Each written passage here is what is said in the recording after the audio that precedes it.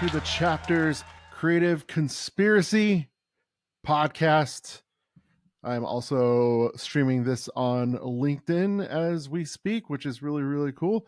So if you're here from LinkedIn, welcome. And if you're just here on YouTube or listening on Spotify or Apple, thank you so much for coming. So today we're going to be reading from a book I got called the Ikigai. And if you're not familiar with this podcast, it's just me sharing what I'm reading, what I'm experiencing in this crazy world, and kind of recontextualizing it for you and for myself.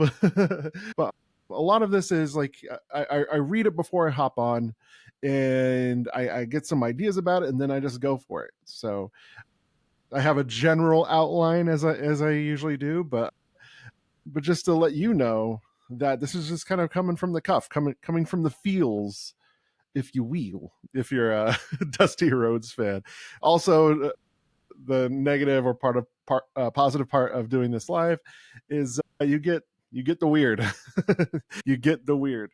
So today, again, like I said, going through the Ikigai and basically going through a couple pages talking about, I think I titled it Fighting for Yourself and Your Story. But first, before we go on, I just want to say thanks if you listen to the first episode back. Oh, I say back because I had a previous podcast before called The Pod of Never, but now I'm doing this. And yeah, thank you so much for checking it out. And thank you so much for checking this out right now. And also, I just want to let you know this is also quote unquote sponsored by Chapters Creative, where I offer workshops and brand strategies and creative work as well. So if your brand needs to transform your story into something a little bit more bold, more radical, or if you're just starting out a business or ready to take an extra step to differentiate yourself, in your category and the type of business you have, I would love to help you. I use storytelling strategies in order to do that, like the hero's journey or Carl Jung's archetypes, just things like that. For instance, I was just brainstorming some brand names today for my pal, Catherine Bennett. That's a big part of what I do too. I've done some brand naming exercises, and that's a lot of fun. So if you need any help with that, I have a starter offering for $300. I do a narrative workshop where I use the hero's journey for 3 hours. I sit down with you. I ask you a lot of questions, get your story, and then build a narrative in order to sell your products. So just do that in only 3 hours for $300. It's a great way to get started and clarify your story. So anyway, let's get to the meat of the episode here. So I've been working on a course, writing a course. I've been doing that for about a year and a half, starts and stops. And I was starting on a new spot where I call, hey, what's your big idea as far as like starting a business or whatnot? But then as I kept going, as I started writing about it, I was like, wait a second. I think I stumbled upon something here. I think this exists already. So I did a little bit more research, and this is basically what already exists. It's called the Ikigai. So basically what the Ikigai is it's like generally speaking, it's like a reason to live or the thing to live for, and finding some sort of like life purpose or value of life or the reward for existing. And so generally speaking, Ikigai is like, considered what you love, what you're good at, what the world needs and what you can be paid for. And it kind of just turns into this like huge, like crazy, like Venn diagram. And once you realize all those things, the overlap of all that, you have found your Ikigai. So generally speaking, there's more to it, like kind of how other cultures have found their own like Ikigai, or, basically like non-American, non-Westernized cultures who kind of like get it more than us. like for instance, like we're so focused on like making money and capitalism and whatnot, and of course we need to pay our bills and whatnot, but sometimes we get lost and like we pick the wrong career, we don't make time for the things that light us up. And so this has like been a good way to like, not to be woo woo about it, but to like center yourself, making sure you're on the right path. And so I was reading this chapter today talking about Viktor Frankl's logotherapy. And if you're not familiar with him, he wrote The Man's Search for Meaning because he was rounded up and brought to like the Nazi camps, and he survived. And because he's been working on this like work as far as like basically what he did, he was a professor, he was a therapist. I'm being very general about it. I have not read Viktor Frankl's Man's Search for Meaning. It's on the list. But basically, like, going to the concentration camp, he brought all of his studies and writings with him, and it got confiscated. And basically what he would do while he was in these camps, he would find any paper he could to like rewrite the work he's done. And when he got out, he's used this form of therapy called logotherapy in order to help people. So basically you have your psychotherapy that's very like, what did your dad or mom do to you? But what he does, he takes a different approach to things. And so in this part of the book of the Ikigai, they talk about how you can basically take any like existential threat and funnel it into purpose. So in this section here, you can see it's called Fight for Yourself. I'm going to read the first couple pages here, and then we're going to, and what I'll be doing is I'll be recontextualizing it, and the book gives a few ideas, and I'll just kind of be interjecting what I think about these things. So let's go ahead and read together. Here we go. Existential frustration arises when our life is without purpose, or when that purpose is skewed. In Frankl's view, however, there's no need to see this frustration as an anomaly or symptoms of neurosis. Instead, it can be a positive thing, a catalyst for change. Logotherapy does not see this frustration as mental illness, the way other forms of therapy do, but rather as spiritual anguish, a natural and beneficial phenomenon that drives those who suffer from it to seek a cure, whether on our own or the help of others, and in so doing, to find greater satisfaction in life. This helps them change their own destiny. I can say for myself, the past couple of years, like there's been a lot of upheaval, a lot of change, and I myself have been going through therapy, and I need to ask my therapist if she actually uses logotherapy or not.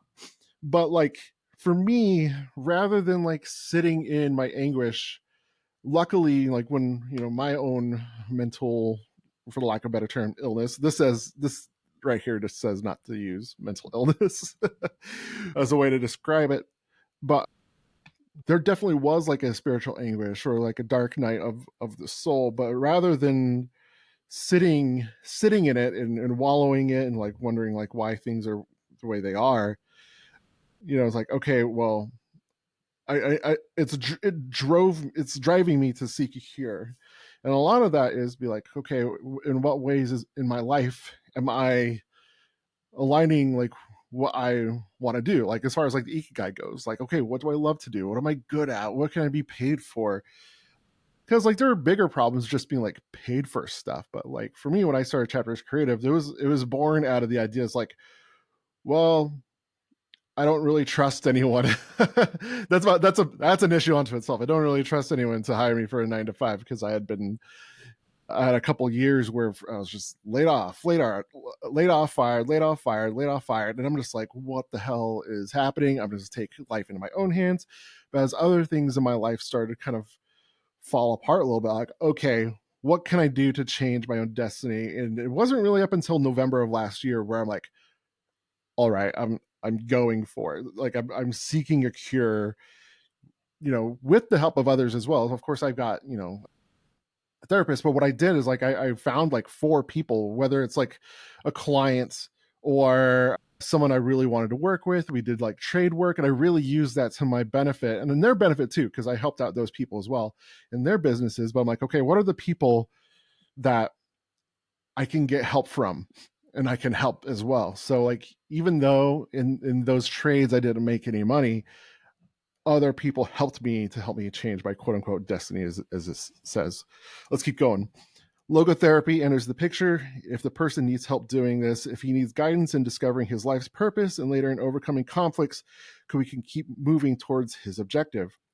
In Man's Search for Meaning, Frankl cites one of Nietzsche's famous aphorisms. I hope I said that right. He who has a why can live for, can bear with almost any how. Let me read that again without butchering it. He who has a why to live for can bear with almost any how. Based on his own experience, Frankl believed that our health depends on that natural tension that comes from comparing what we accomplished so far with what we'd like to achieve in the future. What we need then is not a peaceful existence, but a challenge we can strive to meet by applying all the skills at our disposal.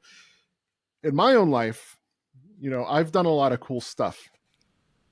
I've been a touring musician right when I was 18 years old. It was like a childhood dream, and I did it so quickly. I'm like, oh, okay, great. But like within that experience, I was able to learn how to like cold call when I was booking shows for my band, or when I graduated college. Like that's something that was really cool.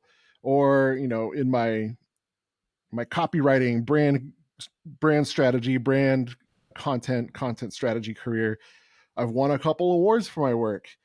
I was like, okay, well, I've accomplished that, all those cool things, but like the thing that I'm striving for now is for me to do bold and radical branding and content for people who know that's what they need. They need that change. I'm like, okay, how can I harness what I've done before into the goal that I have now? So whatever goal that you have, whether it's like doubling your business or starting a business, or like, okay, I really want to write an album. It's like, okay, what can I lean on what I've done before to do that? And from what I was saying before, as far as like, okay, it's either on my own or with the help of others, I can achieve that. And if it's something that you haven't done before, like if you're drawing from a blank slate, grab the people who have done something before to help you out. Let's keep going.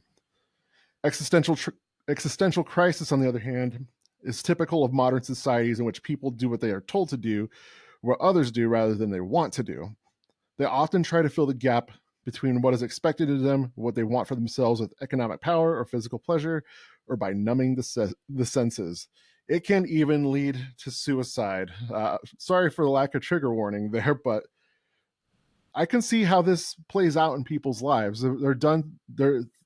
They do what they think what they're supposed to do, but there's a gulf between what's expected of them and what they want from themselves, and people are not being honest with what they want for themselves. And so when there's not alignment in that, it creates really, really rough issues. I mean, in my life for a long time, I didn't really advocate for myself and the things I wanted to do, and I didn't bring people around me who fully like supported that vision.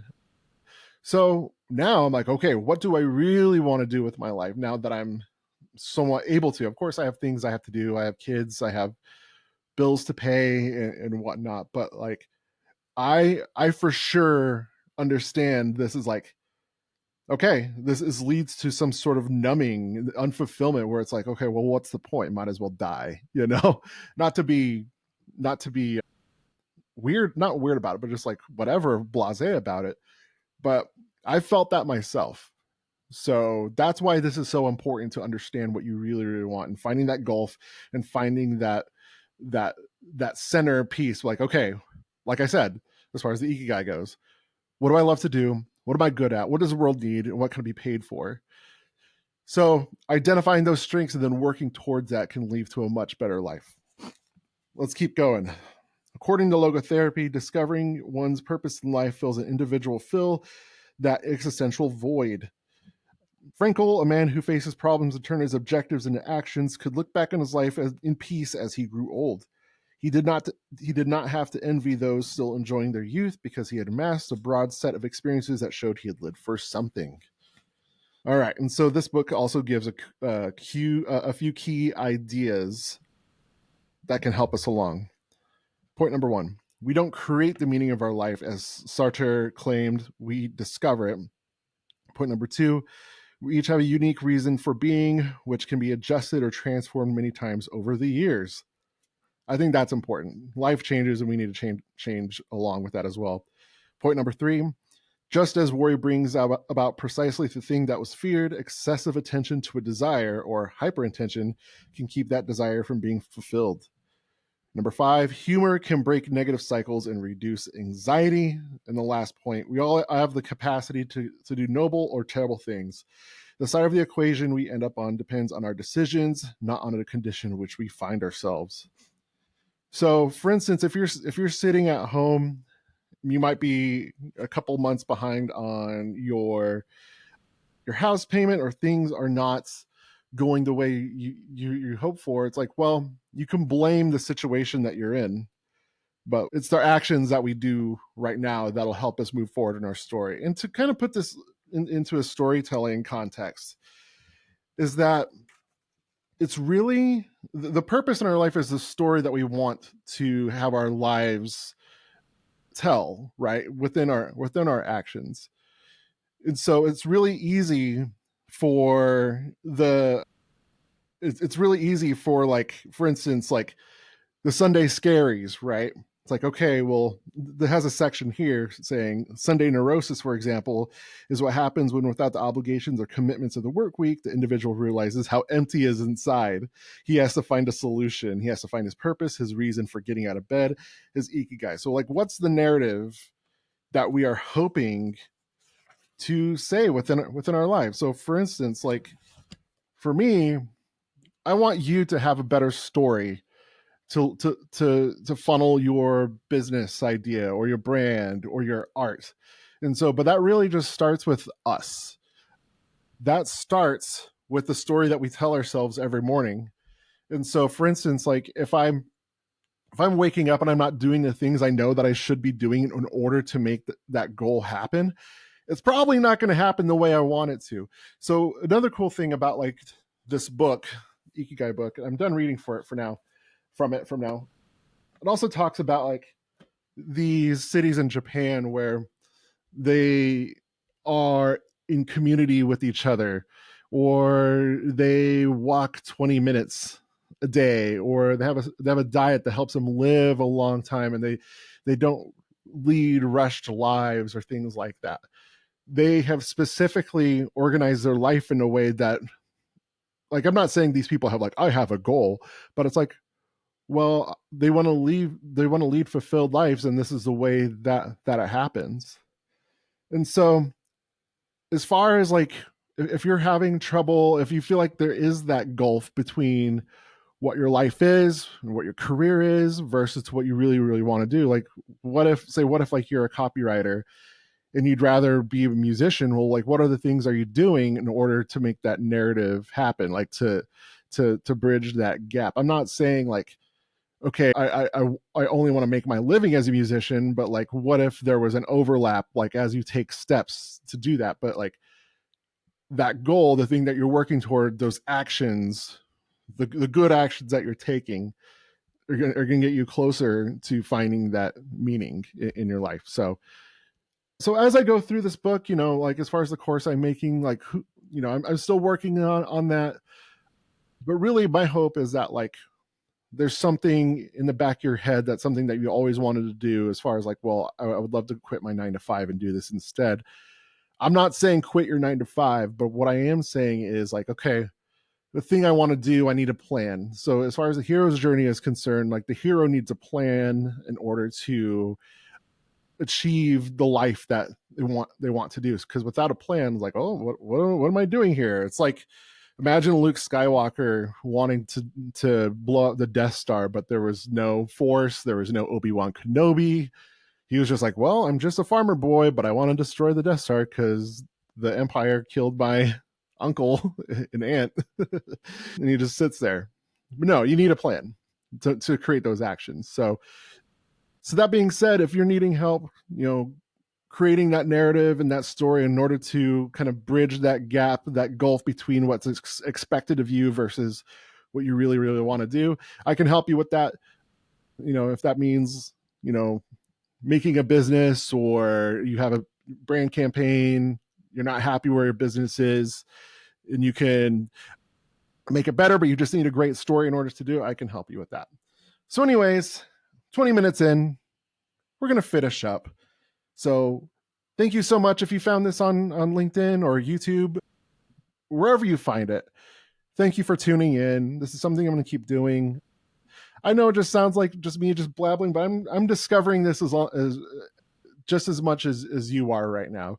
And in the next couple of weeks, I'll have interviews again, and just watch this space for additional things that I'll be sharing with you and learning alongside with you, because life's too short to have a narrative that doesn't fit us, and to live a narrative that doesn't fit us. So it's my goal to help you along with that, however that looks like with your business, brand, or art. So anyway, thank you so much for checking out the Chapters Creative Conspiracy podcast. I'll have some conspirators on here soon, and enjoy the rest of your day, and check out chapterscreative.com of how I can help further. So have a great one, and we'll see you next week.